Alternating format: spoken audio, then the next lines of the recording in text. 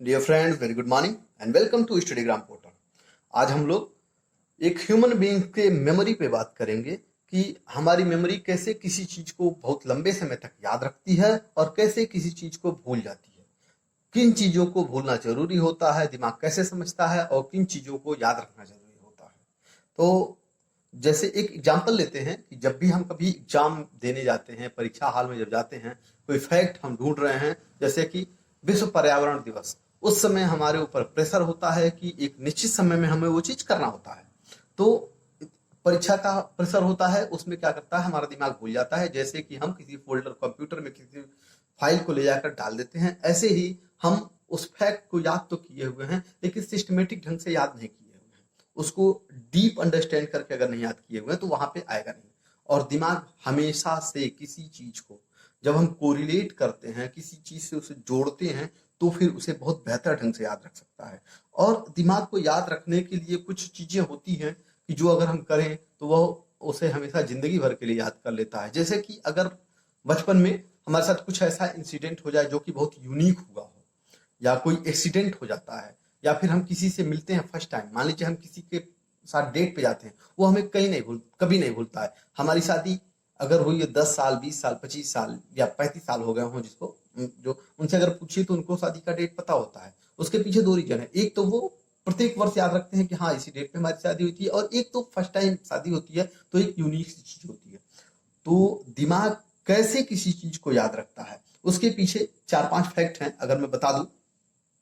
तो कोई असामान्य चीज जो कि हमेशा सामने नहीं आती है, उसको दिमाग हमेशा याद रखता है। जैसे बहुत अजीब चीज, बहुत बड़ा सा एक भद्दा सा चीज हो, कहीं एक्सीडेंट हो गया हो, कहीं बहुत ज्यादा खून बह गया हो, कोई बहुत ज्यादा हंस रहा हो, बहुत जबरदस्त कभी सर्दी पड़ गई हो, किसी की डेथ हो गई हो, कहीं बहुत ज्यादा सम्मान मिल गया हो, कहीं बहुत ज्यादा अपमान हो गया हो, कहीं बहुत अच्छा हो गया हो, कहीं बहुत बुरा हुआ हो, हम किसी से फर्स्ट टाइम मिले हो जो हमारे लिए बहुत इंपॉर्टेंट हो, या फिर अगर मान लीजिए हम कहीं रिलेशन में हमारा ब्रेकअप हो गया हो, तो ये सारी चीजें हमारा दिमाग कभी भूलता नहीं है। इसके पीछे रीजन है कि वो दिमाग बहुत गहराई से उससे जुड़ जाता है।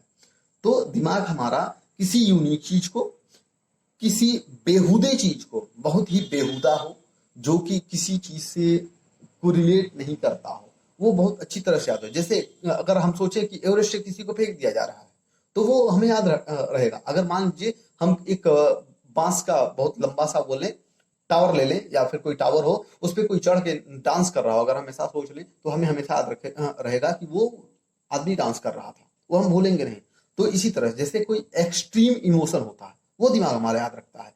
कोई अजीब नाम होता है, कोई बहुत अजीब सा चित्र हो, कोई बहुत लंबा सा चीज हो, कोई बहुत छोटा सा चीज हो, तो जो बहुत यूनिक होता है ना, वो हमारा दिमाग याद रखता है। बस इसी चीज को या इसी फैक्ट को देखते हुए हम क्या करते हैं कि हमें क्या याद रखना है, उसको हम एक चित्र बनाते हैं, अपने दिमाग में इमेजिन करते हैं, और कुछ नहीं, सिर्फ और सिर्फ इमेजिनेशन और डीप थिंकिंग उस पर कर लेते हैं, तो हमारा दिमाग कभी भूलने नहीं जा रहा है। और किसी चीज को परमानेंट याद करने के लिए हमें सिर्फ 5 बार उसको रिपीट करना जरूरी होता है। एक तो हम सेम डे जिसको पढ़े हुए हैं उसके इवनिंग में, यानी 24 घंटे के अंदर हम उसको देख लें, अगले दिन देख लें, थर्ड डे देख लें, फिफ्थ डे देख लें, और फिफ्थ डे के बाद हम अगर 15 डे पे देख लें, या 12 डे पे देख लें, और 21 डे, यानी कुल अगर हम 5 बार उसको देख लें और फिर 3 महीने पे एक बार देख लें, तो हमें कभी भूलने नहीं जा रहा फैक्ट। थोड़ा समय तो लगता है लेकिन वो परमानेंटली हमें याद हो जाए, कभी हमारे सामने आए तो हम उसको निश्चित रूप से बता सकते हैं। और इसी चीज को देखते हुए कि कोई डेट है या कोई फैक्ट है या कोई फिगर है, उसको हम कैसे याद रखेंगे, तो इसी के लिए जो बड़े बड़े विद्वान हुए हैं, साइंटिस्ट हुए हैं, जो इस पे रिसर्च किए हुए, उन्होंने एक निमोनिक मेथड को निकाला है। अब इस निमोनिक मेथड में दो चीजें हैं। एक तो अल्फाबेट सबको पता है, ए से लेकर जेड तक होता है, और एक सबको पता है कि 0 से लेके 9 तक यानी 10 डिजिट जो होते हैं वह हर जगह आएगा, बगैर इन 10 डिजिट के और बगैर इन 26 अल्फाबेट के, यानी ए से लेकर जेड जो आते हैं, इनके बगैर काम होने वाला नहीं। तो इसी को कोरिलेट करके एक इमेज बनाते हैं लोग, और उसी इमेज के बेसिस पे क्या करते हैं, एक फिगर बनाता है और हमारा दिमाग याद रखता है। तो आइए हम लोग देख लेते हैं। ये कुछ है नहीं, बस सिर्फ 0 से लेके 9 तक को हम एक एक या दो दो अल्फाबेट असाइन कर दिए हैं, और टोटल 26 तो असाइन नहीं कर सकते हैं, क्योंकि अगर टोटल 26 असाइन करेंगे तो हमारे पास स्कोप नहीं बचेगा, हम सोचे कैसे। तो सिर्फ ये 18 अल्फाबेट हैं जैसा कि हमने लिखा हुआ है, यानी 0 से 9 के लिए हम टोटल 18 अल्फाबेट को याद रखेंगे, ज्यादा नहीं, ये सिर्फ 2 से 3 बार हम देख लेंगे तो याद हो जाएगा। और ये कहीं ना कहीं क्या चीज दिया हुआ है, इसके पीछे भी एक लॉजिक है। तो आइए हम लोग देख लेते हैं, हम पहले से लिख के इसको रखे हुए हैं। 0 को हम कैसे याद रखेंगे, यानी शून्य या 0, हिंदी में इसको क्या कहेंगे, शून्य कहेंगे, और इंग्लिश में इसको क्या कहेंगे, 0। तो एस या 0, एस मतलब होता है शून्य हिंदी का, तो इसे हमें याद हो जाएगा, एस शून्य का पहला वो है अगर हम लिखे, और 0 जेड जो होता है वो शून्य के लिए, यानी हम 0 के लिए अगर देखें तो शून्य या जेड, यानी एस आर जेड होता है। जब भी कहीं हमें 0 को डिकोड करना होगा तो हम एस लिखेंगे या जेड लिखेंगे। 1 के लिए हम क्या करेंगे, ये होगा 10 और ये होगा 10, टी का पहला वर्ड, 10 का पहला वर्ड, तो 1।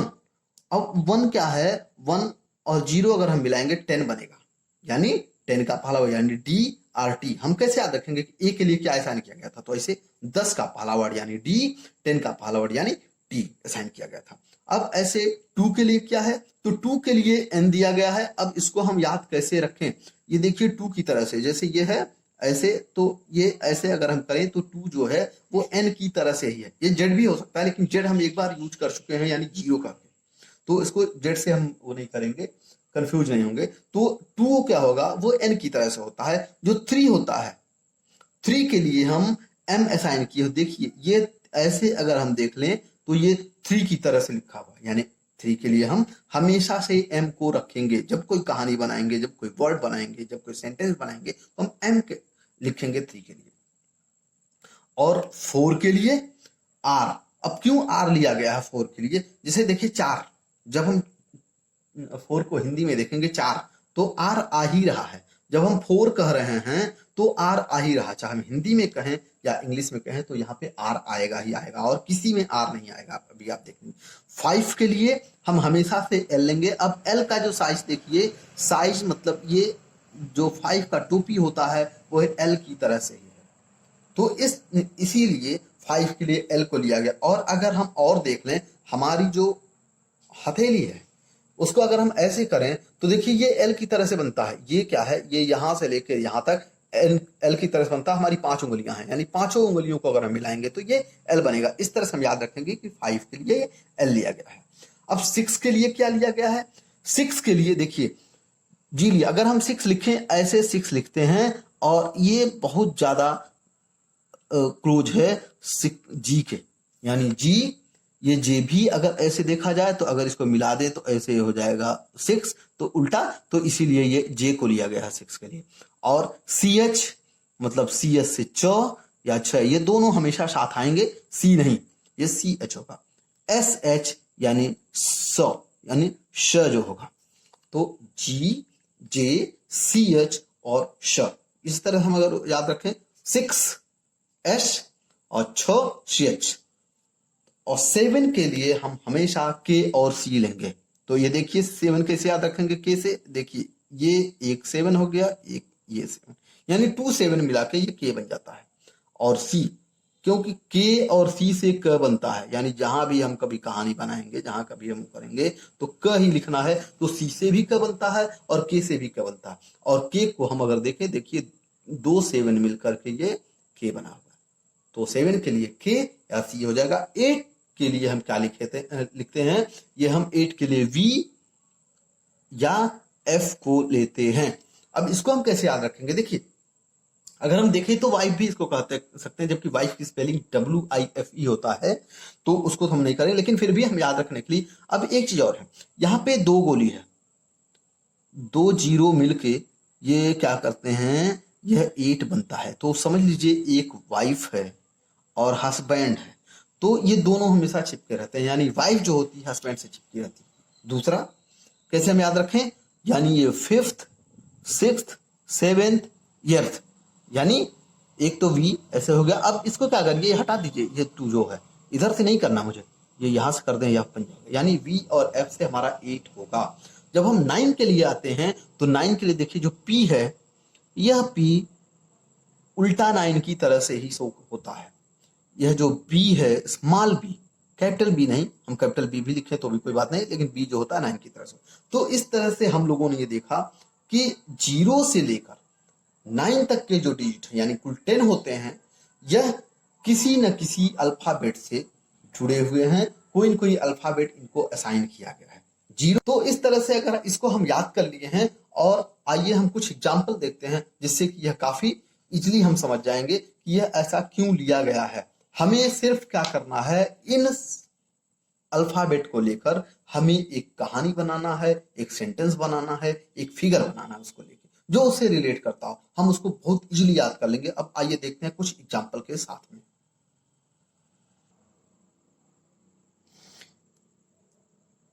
एग्जाम्पल हम देखते हैं, कुछ एग्जाम्पल, जैसे पहला, गांधी जी दक्षिण अफ्रीका से कब आए थे?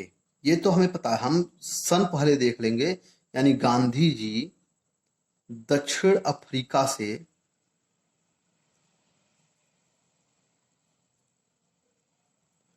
वापस भारत कब आए? तो हमें पता है कि यह आए थे 1915 में। अब यहीं से होता है। अब हमें सन तो पता है, लेकिन कुछ ऐसी चीजें हमें ढूंढनी होंगी, कुछ ऐसी चीजें हमें करनी होंगी कि जो कि गांधी जी से रिलेटेड हो, जिससे हमें गांधी जी हमेशा तुरंत याद हो जाए। अब यहां देखिए, 9 के लिए हम क्या करेंगे, पी आता है। 1 के लिए टी या डी लेंगे, तो जो भी ले लें, टी ले लेते हैं, और 5 के लिए एल ले लेंगे। तो पीडीएल, एक ऐसा सेंटेंस बनाएं या एक ऐसा फिगर हम सोचें जिसमें कि पीडीएल हो। तो गांधी जी के बारे में एक थिंकिंग है कि गांधी जी एक सिंगल सा कपड़ा पहने, यानी धोती लपेटे हुए, कहीं भी दौड़े दौड़े पैदल चले जाते थे। तो पैदल में अगर हम देखें तो पैदल में पी भी आएगा, डी भी आएगा और एल भी आएगा। तो PAIDAL, तो आइए कर लेते हैं, PAIDAL, यानी पैदल आ रहे हैं। तो अगर हम देखें तो गांधी जी के बारे में एक इमेज बन जाएगा, गांधी जी पैदल दौड़े दौड़े आ रहे हैं। अब इसको हम डिकोड करें, पी के लिए 9 यानी 9 के लिए पी लेते थे, फिर ए के लिए कुछ नहीं, आई कुछ नहीं, डी एक लिए, और एल जो है 5 ले लिए। तो इस तरह से हम याद, ये एक पहले हम जोड़ लेंगे सफिक्स, इसको हमने, क्योंकि 915 तो हमारे पास आ गया। तो इस तरह से हम ये जान जाएंगे कि गांधी जी 1915 में आए थे। हमें सन याद नहीं था, लेकिन ये दिमाग में था कि गांधी जी पैदल दौड़े दौड़े चले आए वहां से। तो इस तरह से हम याद करेंगे। दूसरा, कि चौरी चौरा कांड कब हुआ था? तो चौरी चौरा कांड जो है ये गोरखपुर में हुआ था। ये चौरी चौरा कांड का वर्ष क्या था? तो ये था 1922। 1922 में ये हुआ था। अब 1922 में हुआ था, तो हम इसको एक फनी सा कोई चीज, क्योंकि दिमाग फनी चीजों को याद रखता है, दिमाग इमेज को याद रखता है। तो अब हम सबसे पहले तो यहां हमें वो वर्ड लेना होगा कि क्या हम रखें। 9 के लिए पी या बी ले सकते हैं, पी ले सकते हैं या बी ले सकते हैं। 2 के लिए एन लेंगे, एन लेंगे। तो एक कुछ ऐसा बनाए, यानी पन्ना, अगर देखें PANNA, तो पन्ना कुछ ऐसा वो नहीं हो रहा है। अब यहाँ चौरी चौरा अगर हम वो करें तो एक फनी सा चीज, चाहे पन्ना चोरी हो गया या बनाना चोरी हो गया, तो बेहतर है कि हम क्या करते हैं, इधर केला वगैरह ज्यादा चौरी चौरा में होता है, सोच लें, तो इससे हम बी रख लें। तो यहाँ ये सोच लेंगे कि वहां पे बनाना चोरी हो गया था चौरी चौरा में, इसीलिए यह कांड हो गया। यानी B for 9, 2 for N, 2 for N, ए के लिए कुछ नहीं, ए के लिए कुछ नहीं, और ए के लिए कुछ नहीं। तो इस तरह से हम सिर्फ इतने याद रखें कि चौरी चौरा में बनाना की चोरी हो गई, और इसीलिए चौरी चौरा का कांड हो गया था। एक और एग्जाम्पल हम ले लें कि गदर पार्टी की स्थापना कब हुई थी। ये इतिहास से ही हम लेते हैं कि गदर पार्टी, यानी जो गदर पार्टी जो थी की स्थापना की स्थापना का वर्ष। तो हमें पता है कि यह 1913 में हुई थी। अब हमें करना क्या है? 1913 के लिए हमें सबसे पहले वर्ड लेना है कि क्या क्या अल्फाबेट आएगा। तो यहाँ हम टी या डी ले सकते हैं, कुछ भी ले सकते हैं, तो इस पे ज्यादा ध्यान नहीं दें क्योंकि एक हम सब्जेक्ट लगा लेंगे, यानी पी या बी रखेंगे, ये टी या डी रखेंगे, कोई भी एक, और ये एम रखेंगे यहाँ पे। तो यहाँ पे दो ऑप्शन है, दो चीजें, हम कुछ भी ऐसा सोचें कि जो गदर से रिलेटेड हो, चाहे बीडीएम आता हो उसमें, चाहे पीटीएम आता हो उसमें। तो एक अगर हम सोचें, कुछ दिन पहले एक मूवी आई थी गदर जिसमें सनी देओल थे, और वह फिल्म बहुत जबरदस्त हिट हुई थी और उसमें टिकट नहीं मिल रहा था। तो ये सोचिए कि टिकट नहीं मिल रहा था तो हम ऑनलाइन टिकट ले लिया, और ऑनलाइन टिकट का पेमेंट कहां से किए? हमने क्या किया? पेटीएम से किया। PAYTM, यानी कहां से किया? पेटीएम से किया। तो 9 फॉर पी हो गया और 1 के लिए टी हो गया और के लिए, तो ये बी और डी को हटा दें क्योंकि बी और डी का कोई मतलब नहीं रह गया है, मतलब नहीं रह गया। तो इस तरह से हम क्या किए? हमने क्या किया? पेटीएम से टिकट बुक किया इसका, गदर मूवी का, यानी गदर मूवी का टिकट हमने पेटीएम से बुक किया। P फॉर 9, ए के लिए कुछ नहीं, वाई के लिए कुछ नहीं, T फॉर 1, M फॉर 3। तो इस तरह से हमें याद हो गया कि 1900, तुरंत हमें याद आएगा कि ओ गदर, यानी गदर मूवी, जैसे गदर पार्टी की बात आती है वहां आ जाएगा गदर मूवी। तो गदर मूवी का टिकट हमने पेटीएम से लिया हुआ था, तो वो हमें याद हो जाएगा। अब हम लोग देखते हैं अगला एग्जाम्पल। गदर के लिए, यानी गदर पार्टी के लिए एक ट्रिक और हम सोच सकते हैं, यानी 1913 था तो ये निश्चित है कि 1900 ही होगा, 1800 या 1700 नहीं होगा। तो इसको हम और क्या करेंगे? जैसे 13 के लिए 13 को हम थर्स्टी भी मान सकते हैं, यानी 13 को हम थर्स्टी भी मान सकते हैं। थर्स्टी माने प्यासा और मुंह सूख, यानी जब गदर मचा तो हमारा मुंह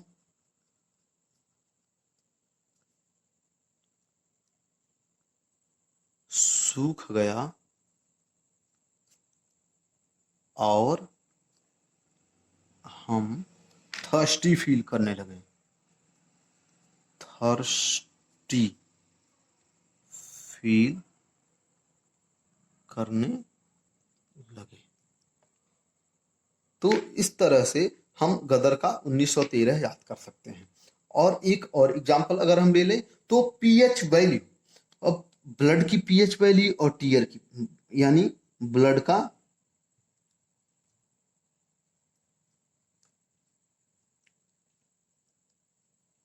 पीएच वैल्यू क्या होता है? ये होता है 7.4।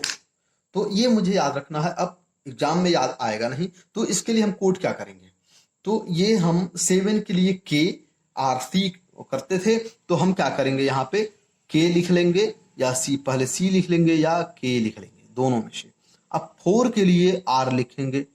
यहां देखिए, तो यहां एक कार भी हो सकता है, केयर भी हो सकता है, तो जो चीज हम करें, अब देखिए ब्लड है तो ब्लड का कार से कुछ ऐसा रिलेशन नहीं बन पा रहा है, तो हम क्या, लेकिन ब्लड का केयर हमें करना चाहिए, क्योंकि अगर हम ब्लड का केयर नहीं करेंगे, ब्लड हमारा कम हो जाएगा तो हमारे लिए प्रॉब्लम हो जाएगी। तो इस तरह से इसको क्या करेंगे? ये केयर बना लेंगे, यानी हम ये सोचेंगे कि हमें ब्लड ब्लड का अपना केयर करना चाहिए। अब इसी के साथ साथ बता दें कि जो टीयर होता है, यानी टीयर्स यानी आंसू,